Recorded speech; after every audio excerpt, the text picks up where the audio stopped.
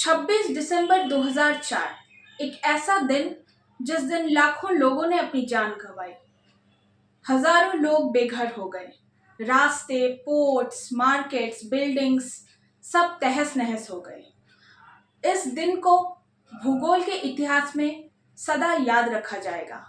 जी हाँ, मैं बात कर रही हूँ जापान की 2004 सुनामी के बारे में। जापान में 2004 में एक डिजास्टरस कंडीशन यानी कि सुनामी हमें देखने को मिली थी। आज की क्लास हमारी उसी टॉपिक के ऊपर आधारित है। तो चलिए शुरू करते हैं और देखते हैं व्हाट इज सुनामी। सुनामी के बारे में हम आज डिटेल में डिस्कशन करेंगे। ये एनवायरमेंटल ज्योग्राफी का टॉपिक है। एंड साथ ही साथ मैं बता दूं कि अगर आप मेरे चैनल पे न्यू हैं तो पूरी जानकारी के साथ वीडियोस कवर करने के लिए यानी कि एग्जाम पॉइंट ऑफ व्यू से जो इम्पोर्टेंट टॉपिक्स हैं इनके बारे में आपको मैं सारी ही डिटेल्स कवर करवाती हूँ। तो उनके बारे में अगर आपको जानना है तो आप चैनल को ज़रूर से सब्सक्राइब करना। एंड ऑल्सो मेरी आपसे ये रिक्वेस्ट है कि अगर आपको किसी भी टॉपिक में कोई भी डिफ़िकल्टी आ रही है तो मुझे कमेंट करना, मुझे आप मेल कर सकते हैं। एंड ऑल्सो डिस्क्रिप्शन बॉक्स ज़रूर चेक कर लेना।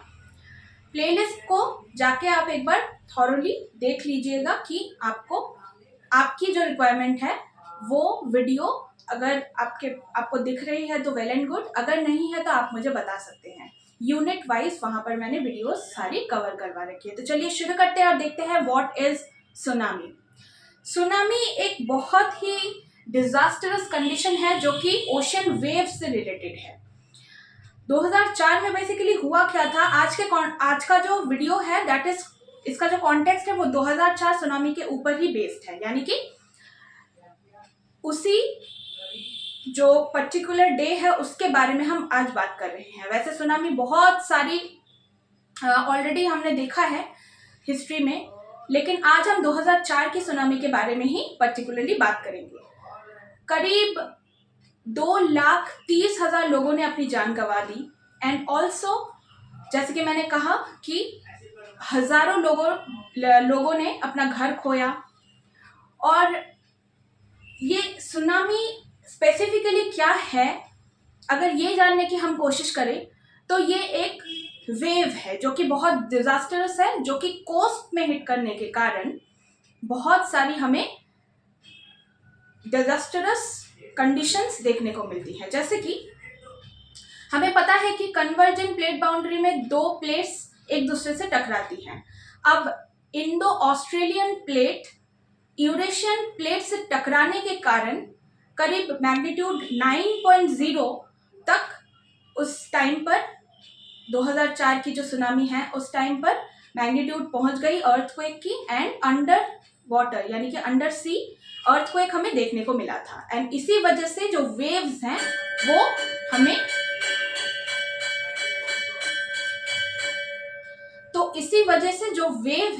वो हमें देखने को मिली। एंड ये वेव डीप सी में ओरिजिनेट होके ग्रेजुअली कोस्ट में आके हिट करने के कारण ऐसी डिजास्टरस कंडीशन हमें देखने को मिली थी।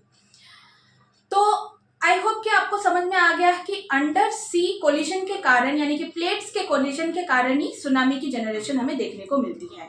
सुनामी जो वर्ड है इसका अगर हम लिटरल मीनिंग की बात करें तो सुनामी एक जापानीज वर्ड है जिसका अर्थ है हार्बर वेव्स।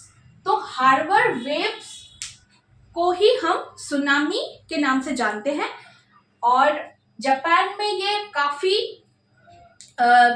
बहुत भयानक परिस्थिति जापान में ही हमें देखने को मिली थी। हालांकि और भी 14 कंट्रीज इससे अफेक्टेड हुए थे, यानी कि 2004 की जो सुनामी थी total 14 countries including Sumatra, Sri Lanka, India, यहाँ तक कि अफ्रीका कोस्ट में भी ये अपनी जो इसका जो इफेक्ट है वो हमें देखने को मिला था। इंडोनेशिया हो गया, मलेशिया हो गया, सारी coastal countries including the continents Asia and also Australia and Africa में भी हमें इसका इफेक्ट देखने को मिला था। तो इतनी ज्यादा ये भयानक थी ना। अब हम इसकी जो एकदम अगर हम लाइन बाय लाइन समझने की कोशिश करें कि सुनामी बेसिकली है क्या, या हम डेफिनेशन की बात करें तो it is the earthquake, it is the under sea earthquake and also volcanism.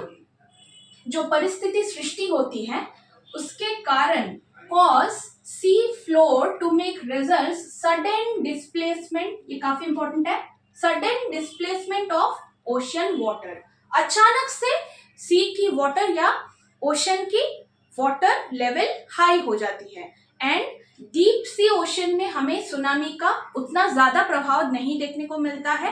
कारण मैं आपको बताऊंगी ग्रेजुअली कि क्यों हमें डीप सी ओशन में सुनामी का प्रभाव ज्यादा नहीं देखने को मिलता है। यहाँ पर देखिए मैंने एक पॉइंट इंक्लूड किया है कि स्पीड ऑफ वेव, यानी कि जो वेलोसिटी है, जो स्पीड है, वो हमें कोस्ट में ज्यादा देखने को मिलती है। क्यों हमें कोस्ट में ज्यादा देखने को मिलती है? कोस्ट से टकराने के कारण ही सुनामी की इंटेंसिटी बढ़ जाती है। More in coast, less in deep sea. Deep sea में हमें सुनामी का स्पीड कम देखने को मिलेगा, क्योंकि डीप सी में क्या होता है, जो वेवलेंथ होती है वाटर की, सी वाटर की जो वेवलेंथ होती है वो लॉन्ग होती है। यानी कि डीप सी में लॉन्ग वेवलेंथ के कारण क्या होता है, डीप सी में हमें उतना ज्यादा फील नहीं होता। अगर डीप सी में कोई सी है, डीप सी में कोई शिप है, तो उसको उतना ज्यादा फील नहीं होगा। लेकिन कोस्ट में जो भी रीजन है, वहां पर जब हिट कर रही है जो वेव्स हैं, ओशन वेव्स हैं, तो वो वेव्स काफी हाई होंगी। इसी की वजह से कोस्टल एरिया में इसका हमें ज्यादा प्रभाव देखने को मिलता है, ये याद रखना है इन टर्म्स ऑफ सुनामी। इसके बाद हम देखेंगे, जैसे कि मैंने कहा कि कंट्रीज कौन कौन सी इन्वॉल्व थी। इंडोनेशिया, मलेशिया, म्यांमार, जापान, ये बहुत सारी कंट्रीज, टोटल 14 कंट्रीज इनमें शामिल थी। एंड ऑल्सो ये एक बहुत ही डिजास्टर्स कंडीशन है, सिचुएशन है, जहां पर हमें अंडर सी अर्थक्वेक के कारण जहां पर हमें ऐसी कंडीशन देखने को मिली थी। तो डेट याद रख लेना। एंड जो सुनामी का कॉन्सेप्ट है यही है बेसिकली कि अंडर सी कोलिशन के कारण हमें सुनामी की परिस्थिति देखने को मिली थी। सुनामी एक ऐसा कंडीशन है, या हम कह सकते हैं कि एक ऐसी परिस्थिति है जो कि जिसको पहले से प्रेडिक्ट नहीं किया जा सकता, क्योंकि ये अर्थक्वेक के जनरेशन के कारण इसकी उत्पत्ति होती है। तो हम इससे पहले से अनुमान नहीं लगा सकते, इसीलिए ये और ज्यादा भयानक है। तो ये हो गई हमारी पूरी की पूरी क्लास, पूरी की पूरी सेशन, जहां पर हमने सुनामी को समझने की कोशिश की, क्या है सुनामी, इसके बारे में डिटेल में डिस्कशन की। अगर आपको और भी मन में कोई प्रश्न है सुनामी के टॉपिक को लेकर के, तो आप मुझे प्लीज कमेंट सेक्शन में बताना कि आपको क्या जानना है, या कौन सी टॉपिक, इस टॉपिक में कौन सी ऐसी पॉइंट है जो शायद मुझे आपको डिटेल में बताना चाहिए। तो उसके बारे में भी मैं आपको बाद में जरूर इन्फॉर्म कर दूंगी। This is all about today. We will be meeting with the next topic in the next session. Till then अपना ध्यान रखिए and thank you so much. Bye.